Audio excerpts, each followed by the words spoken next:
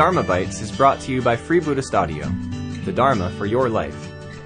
Our work is funded entirely by donations from our generous listeners. If you would like to help us keep this free, make a contribution at freebuddhistaudio.com/donate. Thank you, and happy listening. Now let us try to answer the question in more contemporary terms. But we must be very brief here because we still have quite a bit of ground to traverse. First of all, in more contemporary terms, the individual is one who is self-conscious. He's aware of what he is doing and why.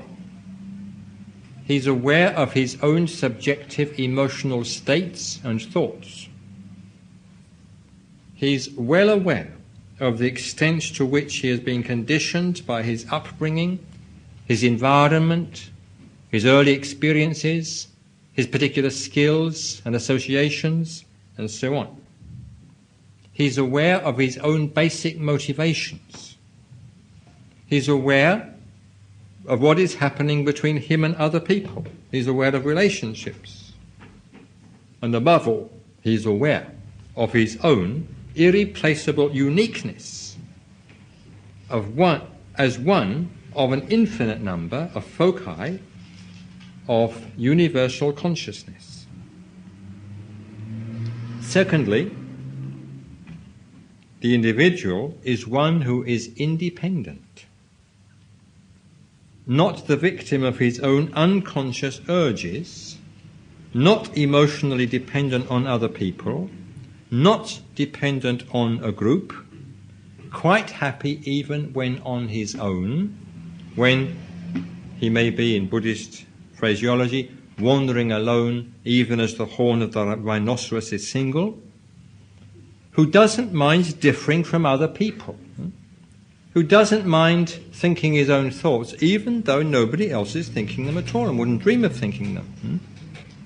But at the same time, the individual does not want to show people how independent he is, because this is a form of dependence. And some people we know can't feel independent unless they're making others feel how independent they are. And there's much so-called independence of this kind around. Also, independence is not, or does not consist in a refusal to accept one's own objective physical limitations.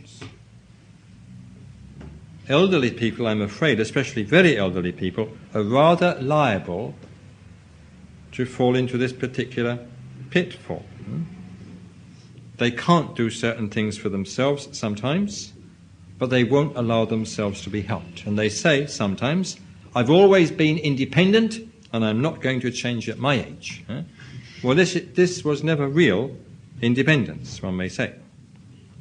So self-consciousness and independence are the principal characteristics of the individual from a more contemporary point of view. One could also mention other characteristics. One could say the individual is one who is sensitive, who is sympathetic, kind, compassionate, intelligent, objective, creative.